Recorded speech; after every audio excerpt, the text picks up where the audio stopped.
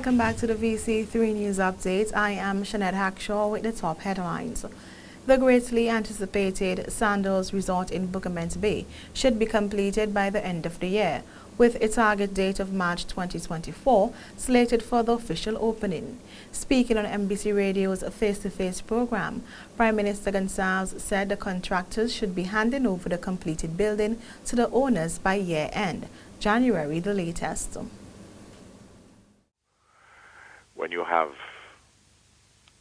a hotel of that kind, you have to do trial runs and the like now, yes. with all the systems in place. Mm-hmm. I'm trying to see if they can do it in February for a particular reason, which I've made to them.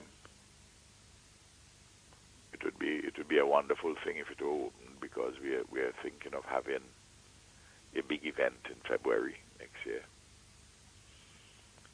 So it would be wonderful if it's opened for that occasion.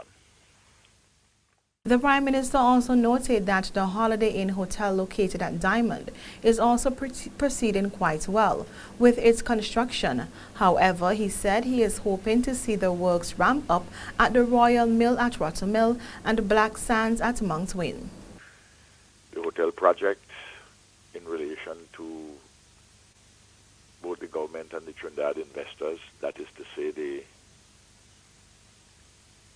Marriott, there's some new timelines, and we are hoping that we can see some construction begin later this year.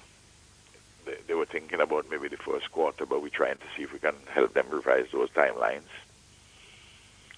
But matters are proceeding there between ourselves and our investment partners out of Trinidad, people who are in that particular business of building and running hotels.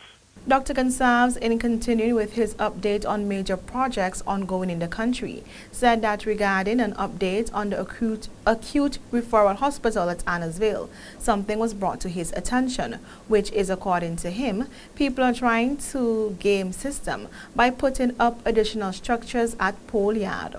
I made the point clear already, and I want everybody to hear me again on this with absolute clarity. We know how many persons were there at a particular time, the structures. And we have said that nobody must put up any structures after that time. If you want to get facilitation with housing, you can make the representation to me or to the Minister of Housing. You can write, we can meet, and so on and so forth, because this is done all the time. But you can't go there to put up additional structures to try and jump the queue and game the system. And why I'm talking about this in relation to the hospital now, some persons are trying to they start half a dozen of them, some structures which come close to the fence. The Prime Minister said he spoke to the people in the planning department on Monday, and he also spoke with the Minister with responsibility for physical planning, Montgomery Daniel, for all systems to be put in place to ensure that these structures do not continue. A two-member delegation comprising the Minister of Health, St. Clair Prince, and Medical Officer of Health, Dr. Roger Duncan, are currently in Barbados for a high-level technical meeting on chronic non-communicable diseases and mental health. For the Pan American Health Organization World Health Organization meeting involves ministers of health from small island developing states across the world, as well as other high-level health officials.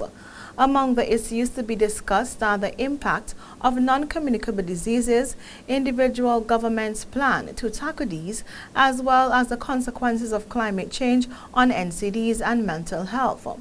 Minister Prince said NCDs are the greatest public health threat in our time, and the government of St. Vincent and the Grenadines is placing great emphasis in responding to them.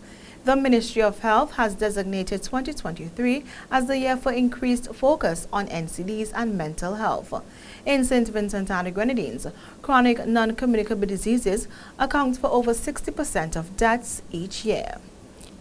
And finally, on the local scene, opposition leader Dr. Godwin Friday visited farmers across the country and vegetable markets in Kingstown to highlight the importance of the agricultural sector, a pillar of our economy.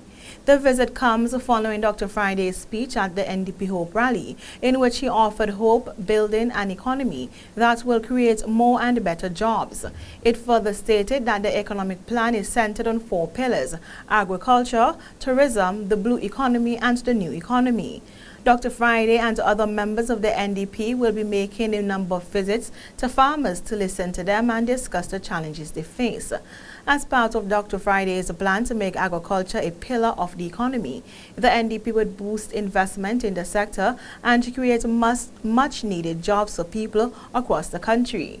The NDP's plan to rebuild agriculture includes the development of a cooperative system to help farmers purchase inputs at a lower cost, providing financing for new equipment to make farmers more productive, focusing on developing high-value crops, the increase of domestic markets by encouraging hotels to buy local produce, the development of agro-processing sector with a focus on overseas markets, ensuring there are sustainable export markets abroad, assisting farmers to engage in organic farming to fetch higher prices for their produce, and developing a marketing agency to market farm produce.